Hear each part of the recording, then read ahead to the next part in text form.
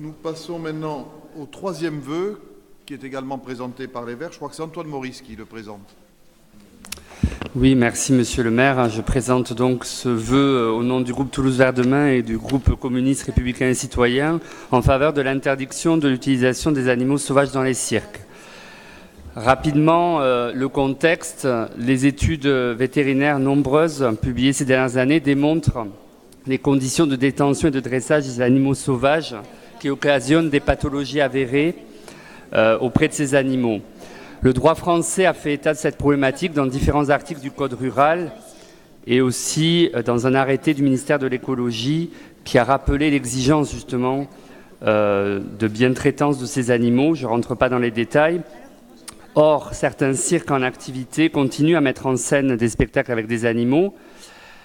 De plus, ce qu'on observe globalement, et ça a été relevé par la Fédération des vétérinaires d'Europe, c'est que le caractère itinérant des cirques fait obstacle au respect des normes justement qui sont mentionnées et qui empêchent aussi d'avoir des moyens de contrôle suffisants.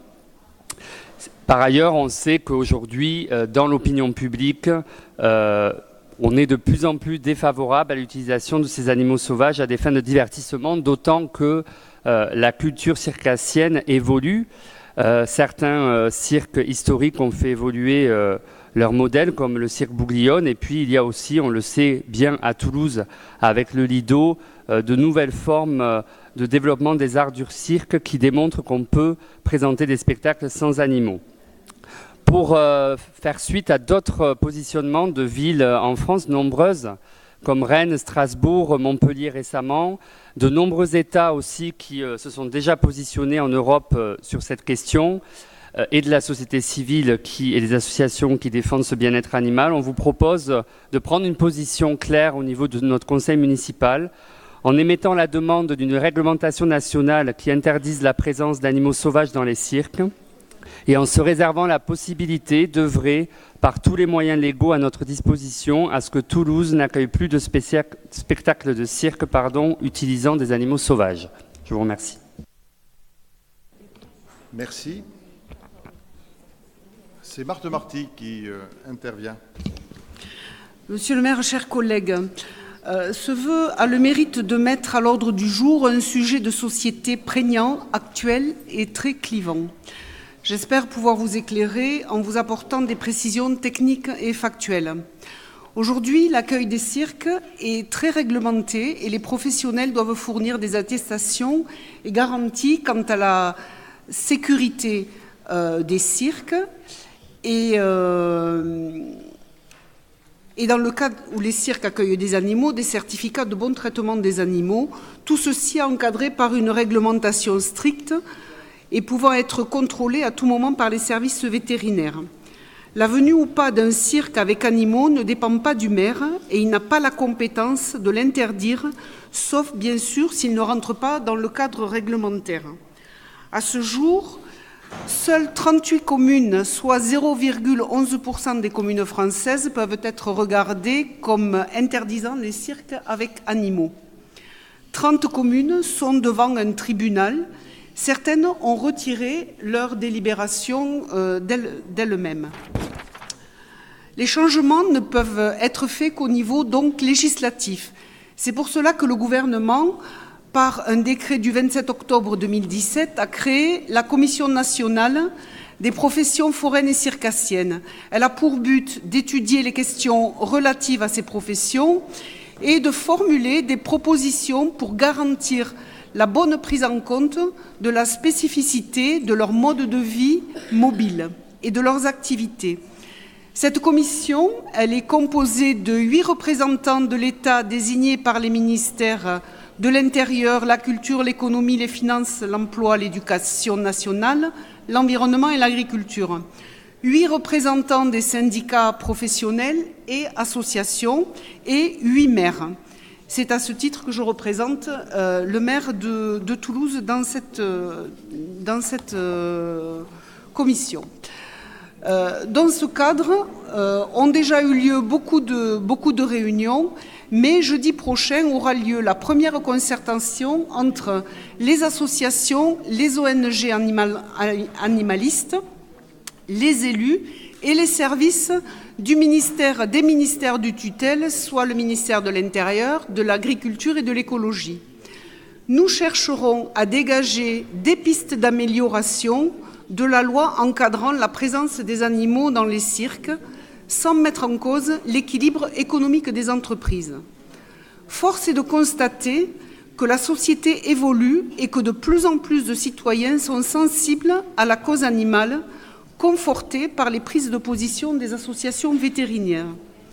Les associations animalistes sont dans leur rôle d'alerte, mais elles ont souvent des méthodes qui sont très offensives, qui, je pense, les desservent, et je pense que la pédagogie et la négociation sont de meilleures voies. N'oublions pas que le dressage et l'animal sont profondément inscrits dans la tradition circassienne et que des familles prestigieuses de dresseurs ont fait vraiment la renommée des cirques français et qu'il existe souvent dans ces familles une relation fusionnelle entre l'homme et l'animal.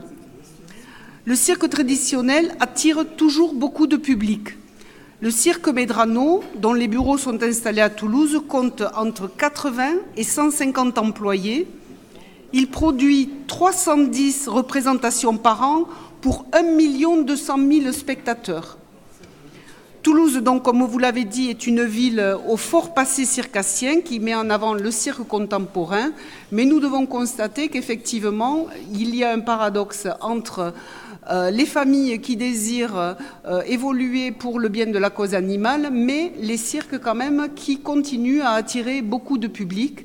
Et peut-être que ce sont les mentalités qui vont changer, qui vont faire évoluer de même la profession. Très bien. Mais je pense que la position, chacun doit avoir une position personnelle, par rapport à l'engagement qu'il a personnellement, par rapport au problème du bien-être animal.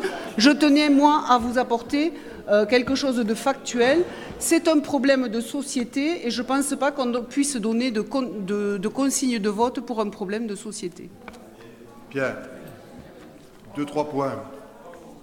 Tout d'abord, je remercie Marthe Marty parce que de tous les élus qui forment le conseil municipal, je crois que c'est celle qui connaît, ou un des élus qui connaît le mieux cette question.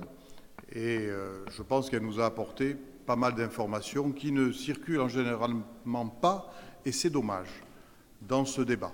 Voilà, donc je crois que c'est utile pour éclairer les votes de chacun. Bien évidemment, on n'est pas au cœur du projet municipal ou métropolitain, que ce soit celui de la majorité, que ce soit celui de l'opposition. Donc, sur une question comme ça, il est évident, et en ce qui me concerne, je suivrai tout à fait l'avis de Marthe, que chacun se déterminera en toute liberté selon son intime conviction. Voilà. Donc, j'appelle les votes. Qui ne participe pas au vote? Qui s'abstient? Alors, comme les votes vont être, je pense, assez éclatés, on va laisser du temps aux 3 fonctionnaires pour faire leur travail avec le temps nécessaire, si vous le voulez bien.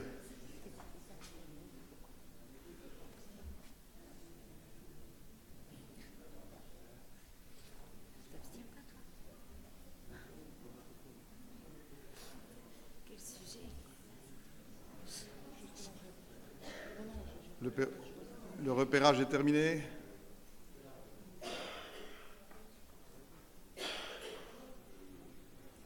Alors, qui vote maintenant contre le vœu?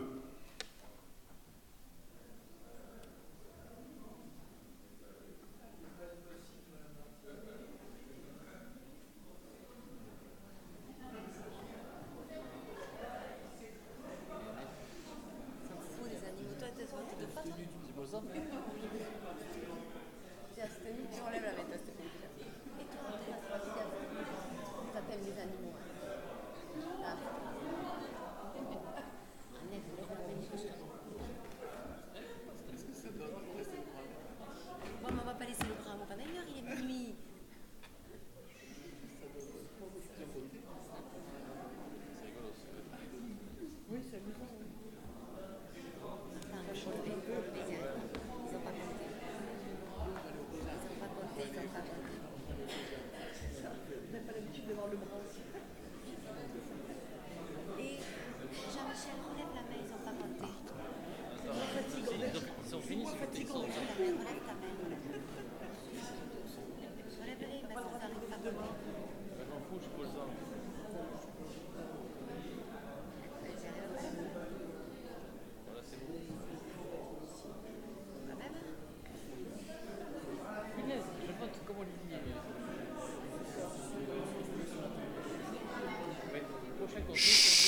pas que ça soit le cirque.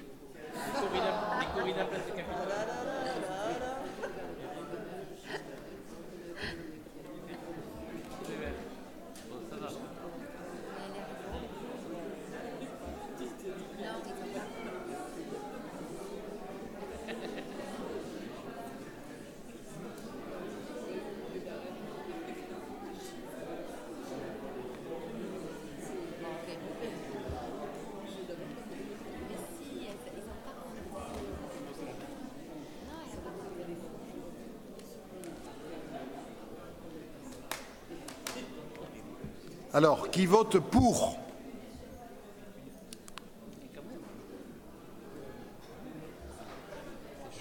Marthe Marty, elle combat le jeu dans son propos et elle vote pour.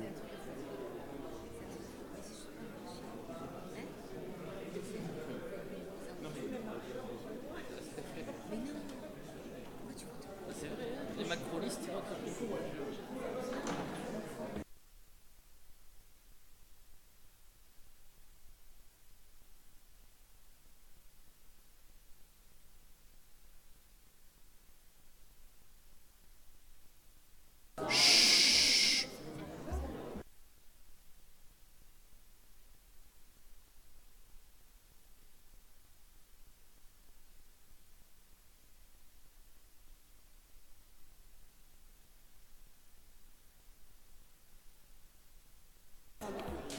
Voilà. Là, c'est le suspense. Adopté ou pas adopté? Avec les noms, les proches des listes.